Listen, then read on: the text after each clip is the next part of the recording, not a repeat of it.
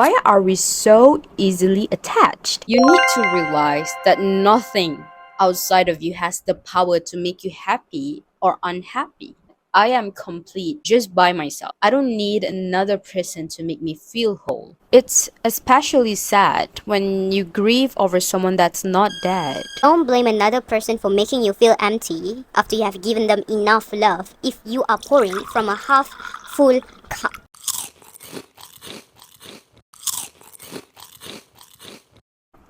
Hi guys. Hi.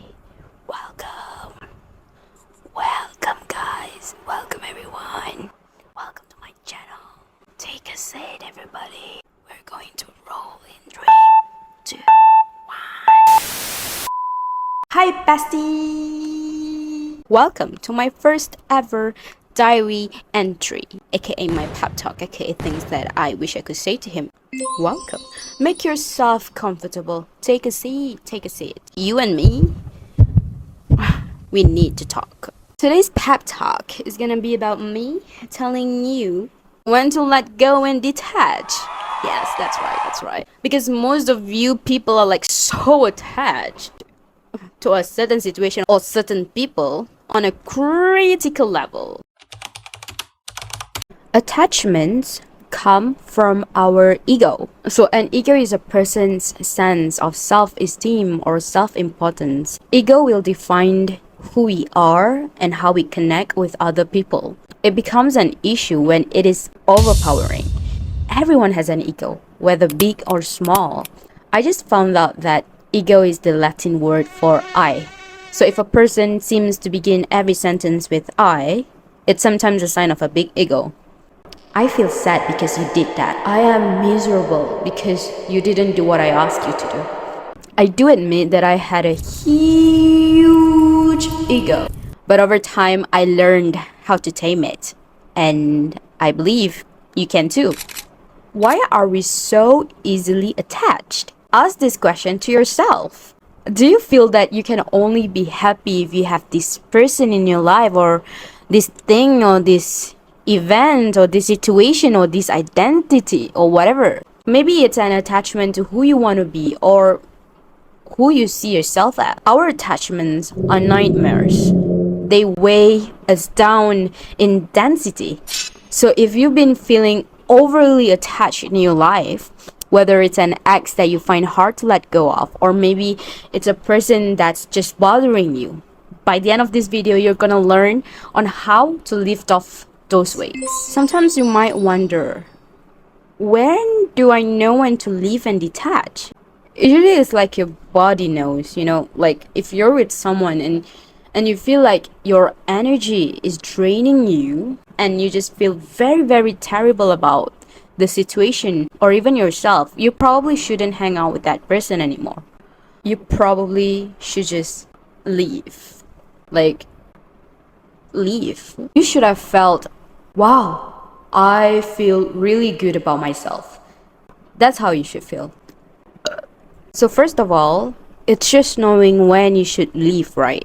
It might not be as obvious for some of us because sometimes you don't see the red flags and it takes time. Some of you girlies are like very nice. Like, okay, let me give them another chance. And they keep waving you all these red flags and you're just blind to see. Number one thing that you need to tell yourself is you need to respect yourself. And I know some people coming from certain households, you put other people's needs above yours. Sometimes you think, oh, I need to respect myself. And then you feel, no, this is selfish. I feel weird. But what's so selfish about respecting yourself and setting up some boundaries? What is so selfish about that? Yeah, probably in the past people have told you, oh, you putting your needs first is so selfish. So me putting your needs ahead of mine, it's not selfish? You see how manipulative that is? You were conditioned into thinking that way, like, oh, I shouldn't be putting myself first. No, you should. You should. Because no one else is gonna do it for you. So first of all, it's realizing who you need to leave, right? And there comes the letting go and detaching part. Usually for me, cutting off any form of communication and not talking to them helps.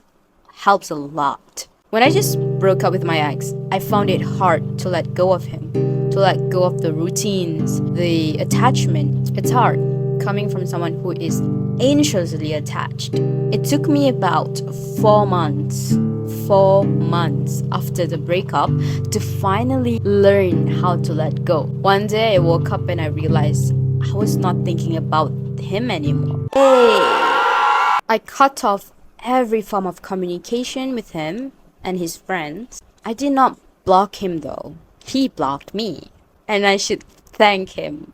I should praise him actually for having the courage to do what I couldn't do. Then I muted all of his friends, IG story, Twitter, TikTok, and whatever. And to my surprise, my life had never been quieter. Yeah. I don't know if you guys can hear me. Can you guys hear me? I hope you can. Because if you cannot, oh my god, I'm gonna be so mad. You need to realize that nothing outside of you has the power to make you happy or unhappy. You're the one who decides whether you're happy or unhappy. When I was in a relationship, I had a partner where we were always blaming each other. Like, I feel this way because you did that. But the truth is, you feel the way that you feel because you feel it. And the way that you feel is valid, but it has nothing to do with the other person. Our emotions are up to us, and we cannot blame it on other people. Don't act in a certain way in order to receive or get the access to yourself. Like, that person isn't in your life and that makes you feel unhappy. It's okay to feel unhappy. Be that way until you mourn this thing, but then you choose to be happy again.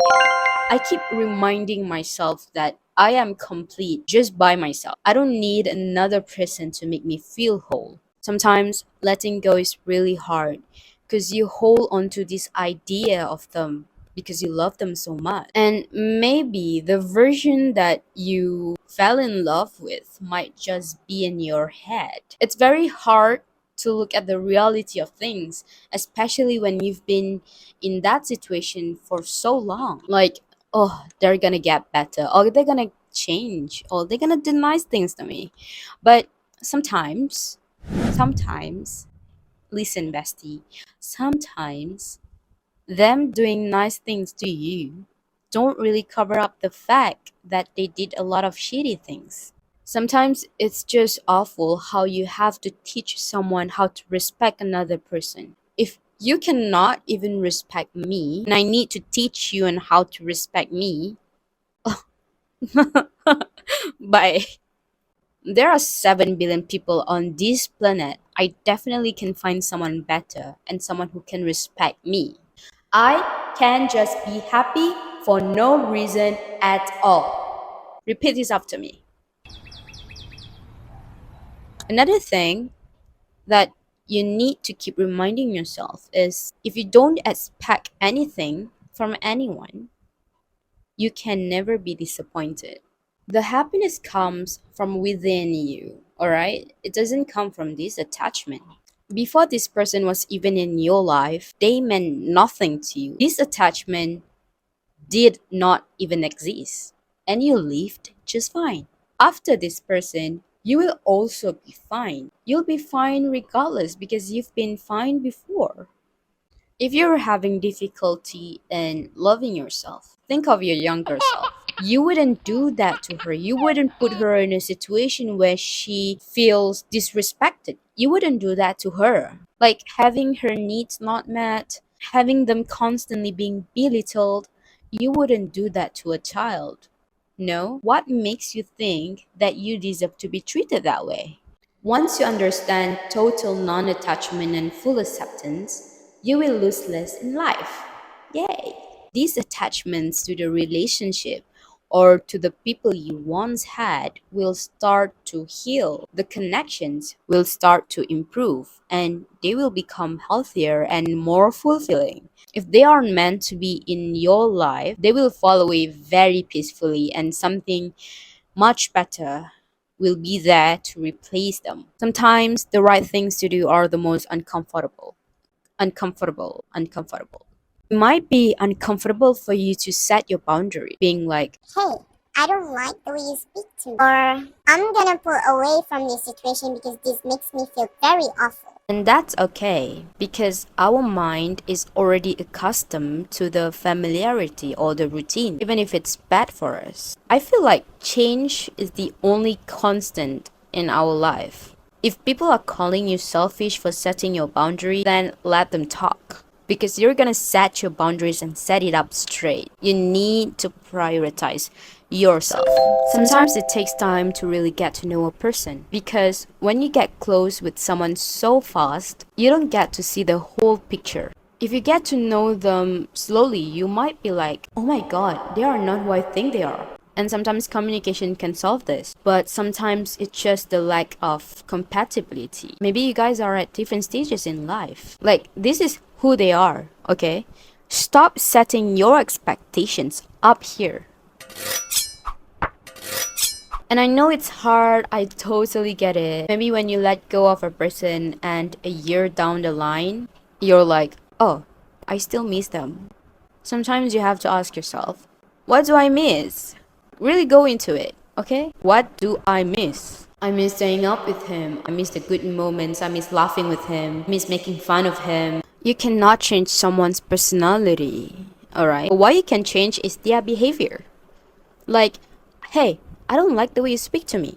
That could possibly be changed. I think at one point you just gotta realize that everyone that comes into your life is not gonna stay here forever. The only person that will stick by you is yourself. I think detaching helps a lot when you have something to focus on, a goal or a hobby. When you have things that you like or enjoy doing, it takes your mind off of things. You might have mental breakdown. And I highly suggest you to let out your emotion. You should journal your thoughts. And that's what I did, at least. I journaled through voice recordings. This whole pep talk thing is also my way of journaling as well. I also wrote down some unspoken thoughts into a physical journal. Like this. You see how classic looking that is? All these all these thoughts you need to let go.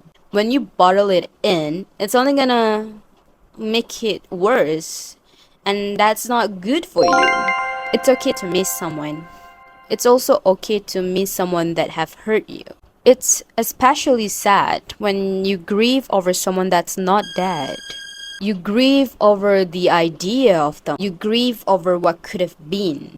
What you've seen and what you've experienced is real. That's the person they are showcasing you. You cannot change them. Stop trying to change them. It is not your responsibility to change them because you, on the path of changing them, is only hurting yourself. It's not worth it, bestie. It's not worth it. Wake up. Why should you suffer? Why should you suffer every single day when they don't even want to change? They don't even care if you cry. They probably have different other priorities, different than yours. And that's totally fine because you need to learn from him. You need to learn how to set your priorities straight and your boundaries. Set your boundaries.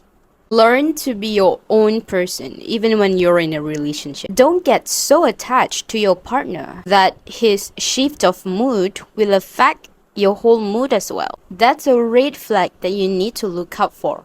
Let them be their own person.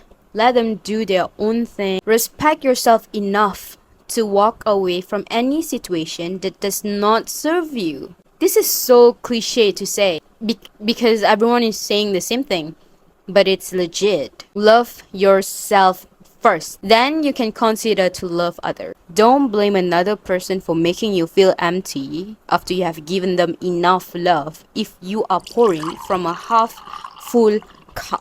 So that would be all for my first diary entry. I hope I knocked some sense into you. If I don't, hit replay. What are you doing? I know this is so embarrassing to say, but don't forget to hit that subscribe button. Give this video a big thumbs up. Because if you don't, that's honestly fine. But why haven't you subscribed to me yet? I'll see you in my next diary entry. Bye!